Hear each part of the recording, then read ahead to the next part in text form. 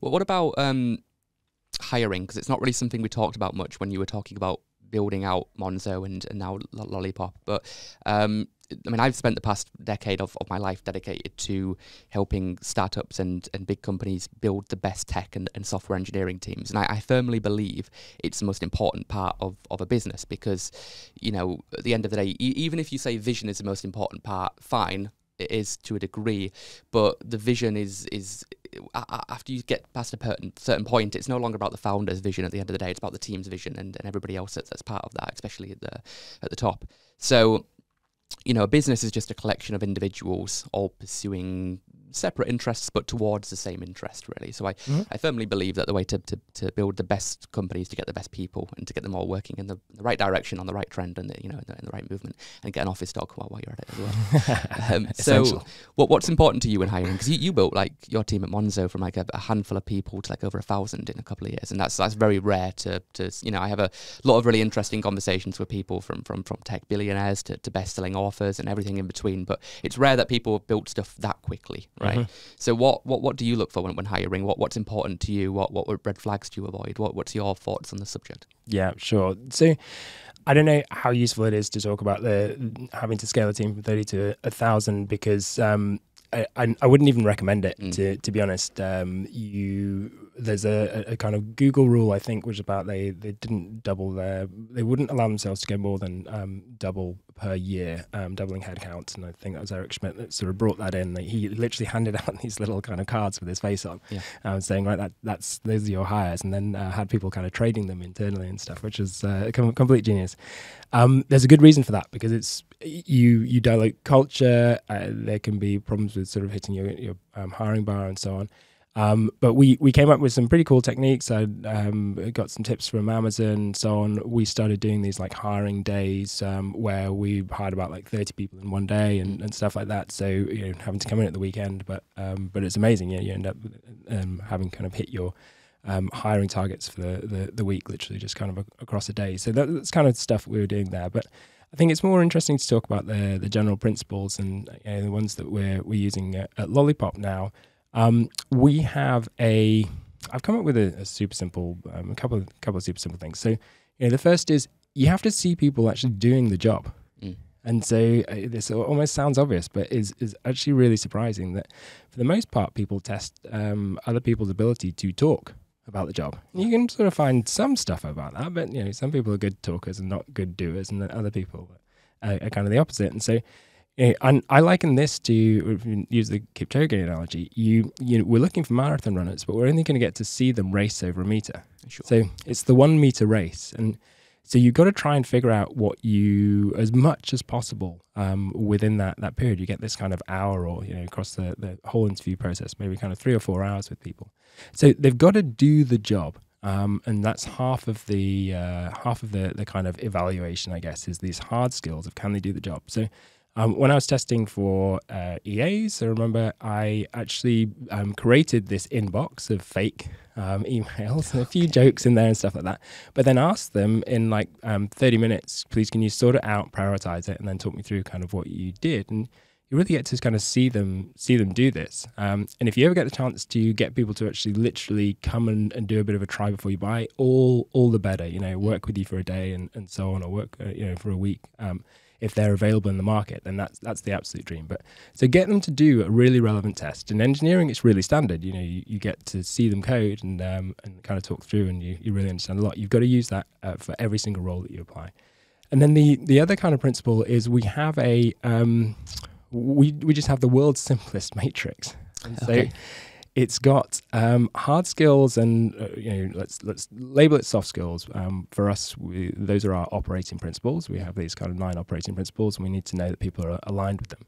And you have to be a high performer on both, but you need to be an outperformer on one of them. Okay. So you have to be, let's say, outperform on the kind of hard skills, and then high potential on the soft skills. That's fine.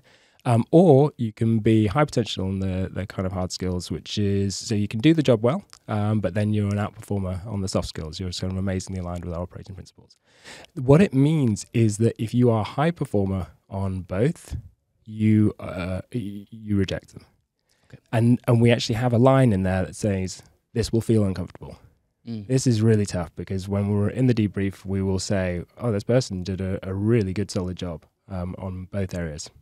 Then that's a reject. Why would you reject them for that? Because they're not an outperformer on anything. Okay. So they don't have a spike. And at this stage, at least, we have to have a spike. And really, I like the principle of the sort of bar raiser, which I think maybe it's Amazon's. Each person that you get in has to be better than your average, and then gradually you're always increasing the average.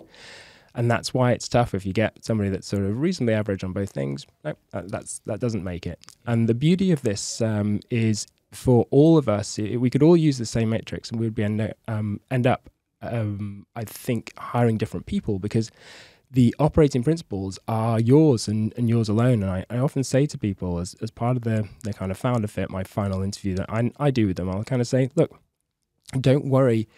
If you don't get a job here, you can still be amazing. It's just that we're looking for whether the way that you make decisions and the way that you naturally operate will mean that you'll be able to do so in a sort of frictionless way here, or in a way that will create a lot of tension and just make it really hard for you and others. Yeah. Steve Jobs said something around this where it's really easy for a very small team of A players to run rings around a team of B or C players, and you're starting to see a lot of companies that are tiny, like Midjourney was like 11 or something people, and they grief. Yeah, they beat like a Adobe to market, with that type of platform that they were building, right? Obviously, Lollipop is a small company, but you're challenging some of the biggest in your space as well. I really believe, especially with AI, we're going to see like single person billion-dollar companies over the next couple of years.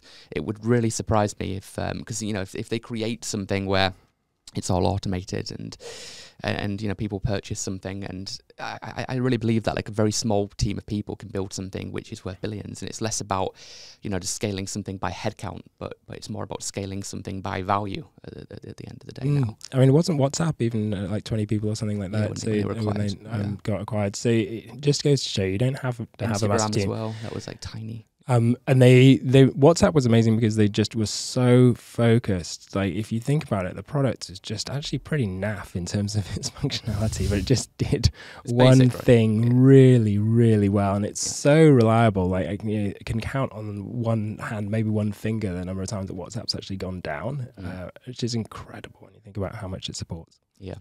What about moving away from work, right? What about in terms of family? Because I, again, I'm going to be selfish here with my questions, but I've got a 5-month-old baby now. Congrats. Thank you, mate. Thank you. And it's a ton of work, man. It's my first one. We had the dog before, as training. It's not quite the same, but now that baby's here and you haven't slept for more than 4 or 5 hours, it's wild, man. Yeah. I mean, it's so rewarding, but crazy. You've got a couple kids, right? Yeah, that's right. I've got a 7-year-old boy and a 4-year-old girl. Okay, all right. What I'm asking you for tips here. What I suppose let me frame it even more specific than that. And I know this is gonna cancel out a lot of my audience, but what about tips for people trying to start a company from scratch? And I bootstrapped as well, so I haven't raised. So, bootstrapped founder. Who's built something that's profitable and is growing, but also trying to be there, I suppose, and not I can pull all-nighters, I can work 7 days a week, but I'd like to have a couple of hours to see the little one. What advice would you give to kind of make that possible, if that makes sense? Yeah, no way. Don't pull all-nighters for work, that's for sure. So sadly, I learned this the hard way. Freddie arrived when we were just launching Curve to the public, and I saw these two milestones, should we call it, colliding in the calendar, and I couldn't do anything about either of them. And so when it came about, I was just dying. And I did a really bad thing, which is sort of not really take pat leave. I was just sort of carried on working, but trying to also look after this baby and just not really supporting Rosie, my wife. And we actually we went through like a few months, and it turned out she had postnatal depression, which we just didn't realize. Just thought she was kind of sad because it was stressful, and it was stressful. But I really wasn't kind of supporting.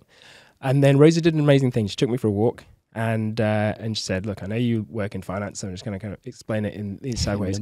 You are in debt. You are badly in debt, and now." If you say that you're going to kind of come back for 6 o'clock and you're not there, then you are getting a fine for it. It's not just kind of adding on to the overdraft. It's like you're getting penalized. And that's why I'm sort of really on your back. So just overall, you're just not supporting. And basically, it just feels like the sort of family have come second. And she was absolutely right. The way I thought about this was, gosh, you only get one chance at like launching a company to the public, and it's like, well, you also only get like your first child is only born once, and that's it. Just never kind of gets that back. So I came up with this concept, we did together called the Perfect Week, which was we said let's just get the stuff into the diary that really matters for the family first, and then make work around it.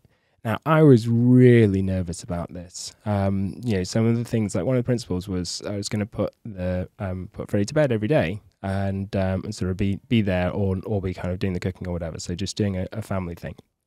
And actually, since having 2 kids, and I've kept that up, and I put one of the children to bed every single day. And amazingly, the company just didn't flop instantly, which is what I thought was going to happen. Well, the opposite happened then. So the companies have been absolutely great, and actually me being happier and more sort of balanced is just really, really useful. So Perfect Week, I do the family stuff, and I also stick in some exercise. So I try to get a swim in and or a run, and in dream case both. And I've structured the days, I've structured the way that we work at Lollipop to allow for a little bit of time before we do the stand-up, so that people have this time for themselves to be able to kind of do whatever other things, other commitments they have. And that's been amazing. Now, I recommend to the team that they protect weekends. I really want them to fully recharge.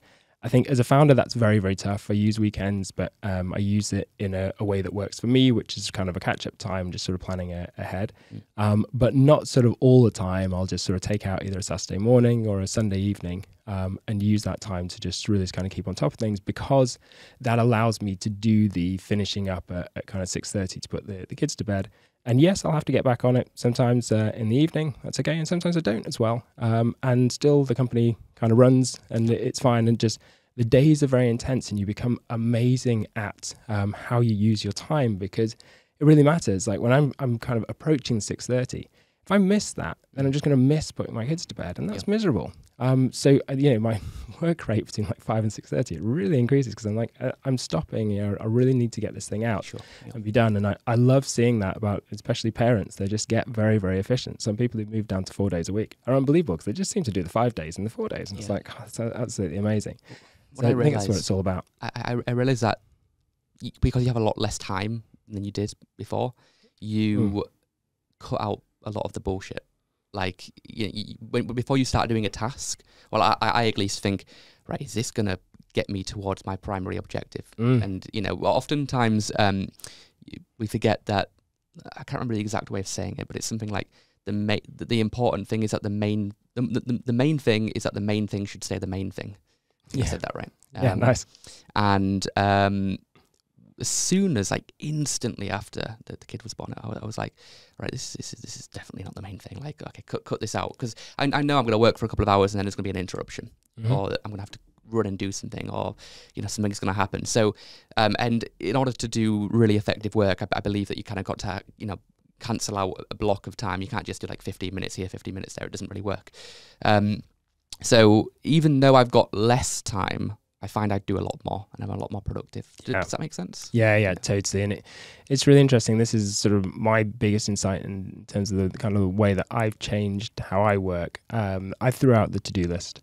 Okay. I found this to-do list was not working for me at all. I'd read Getting Things Done, and so many millions of people raved about this process. And I was like, oh my goodness, the system just seems amazing in theory. I could just never get it going, but I just kept sort of sticking at it, even though it wasn't working for me.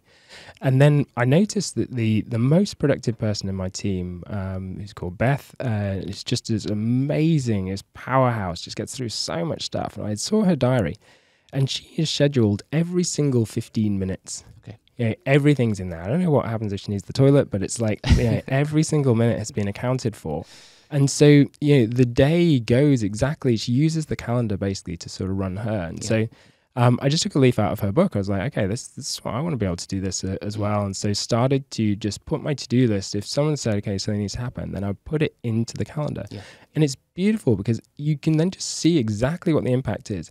The best thing as well is if something ends up taking you longer, you know what the impact is, and you can kind of say, okay, well, do I carry on with this thing knowing that it's then going to hit this next thing and I kind of jumble this around? Or do I say, well, you know what, this is enough. That's enough time on that.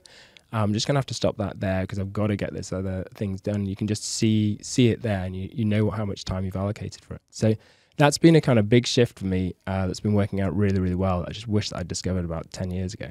Yeah. Do you schedule your calendar, or do you have an EA kind of manage it? I've got an EA who is just doing so many other things that now it's me. And for that, for that stuff, it can only be me anyway. I kind of know my priorities, and I want to sort of lay that out. So my EA more helps with just sort of scheduling other people. Kind of, yeah, exactly. Okay.